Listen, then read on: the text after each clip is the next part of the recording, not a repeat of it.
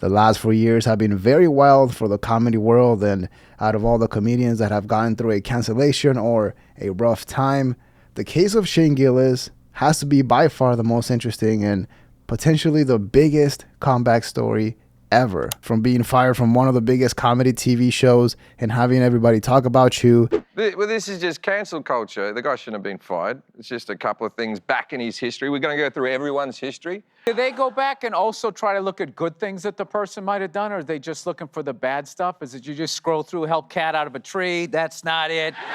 So basically, Shane, the second he is up for this SNL thing, you have parasites, right? They're these blogger parasites whose only job is to try to get you to lose your job. Yeah, they're ruining lives. They are ruining lives. They care about nothing but their own retweets, their own clicks. They are literally there to cause controversy and have corporations bend to their whim. That's how they validate themselves. To now being one of Joe Rogan's closest friends and a regular on the show, he now has the biggest Patreon podcast by far with over 72,000 monthly Patreons. He's selling out theaters and is now Netflix's #1 comic by doing the exact same thing that got him canceled in the first place, telling jokes. But how did he do that?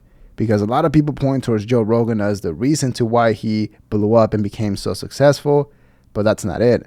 Of course, Joe Rogan provides a huge platform for you to get exposure and to get your name out there, but it only goes so far, and if the talent is not all there, it usually ends up showing up over time, and we are now seeing comics in the Rogan sphere greatly suffering because they started focusing on a lot of other things and essentially lost track of the one thing that got them to where they are today: comedy. Shane Gillis, on the other hand, has been doing the exact opposite.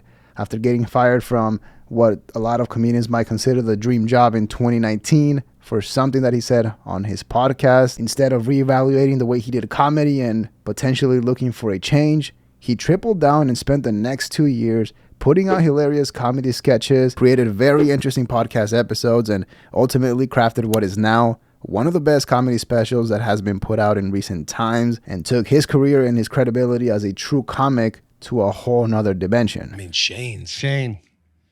Dude, that stand-up in Austin has got to be one of my top 5. It's one of my top 5. It is. Live from Austin is Shane Gillis's 48-minute comedy special that he self-released on YouTube.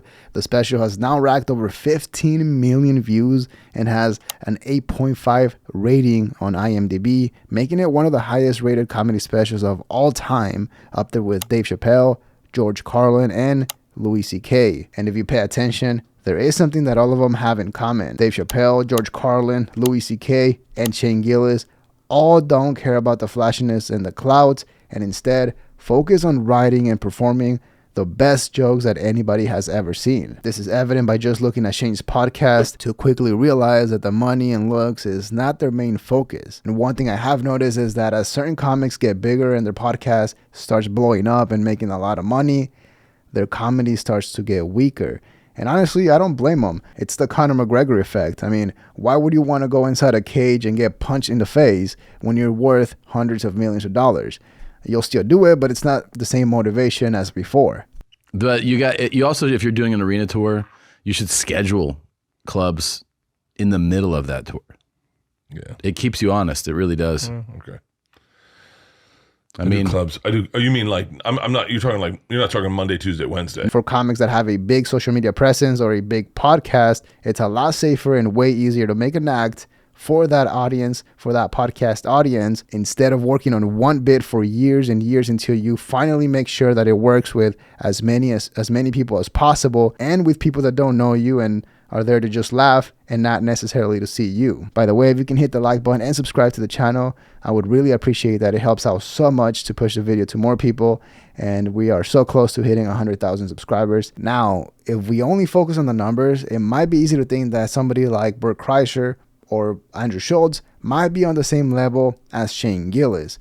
But obviously that could not be farther from the truth. And this might not be the best analogy, but I would compare watching Shane Gillis's comedy, stand-up comedy, to watching elite boxing and MMA fighters, and watching Bert Kreischer would be more like watching pro wrestling. Now, both of them are great forms of entertainment. They're both hard to do. They get hit for reals, but one of them relies heavily on skills to entertain people, and the other one relies heavily on the machine and the whole show to entertain people, no pun intended. So because of that, if Shane Gillis continues on the same path, I believe that he will go down in history as one of the GOATs and one of the best comics ever. Live from Austin is 100% fire, and his latest special, Beautiful Dogs, is also great. And because he's an actual great comic, he's able to go to big podcasts like Joe Rogan's, or in this case, Flagrant, and completely make fun of the host, Andrew Schultz, and get away with it.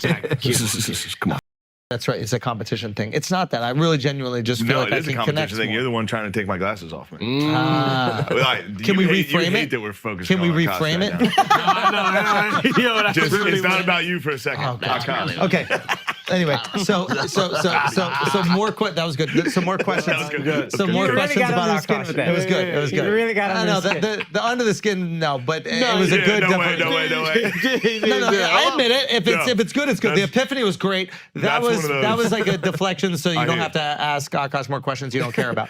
Yeah, But come on, I do care. I do you care. asked. And now, after seeing what happened in 2020 and what is going on with the writer strikes at the moment, it's easy to say that getting fired from SNL was probably the best thing that ever happened to Shane Gillis.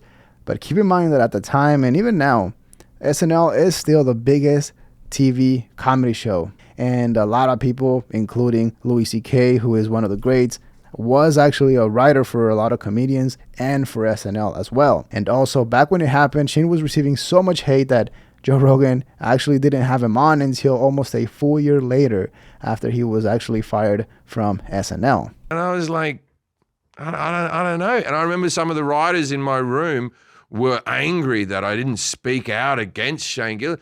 And now, if Shane's listening, I'm a big fan of Shane Gillis. I think he's a very funny comic. I think he's an extraordinary. I think Shane Gillis is an elite. And back then, the first time he did the podcast, it was very visible that he was nervous.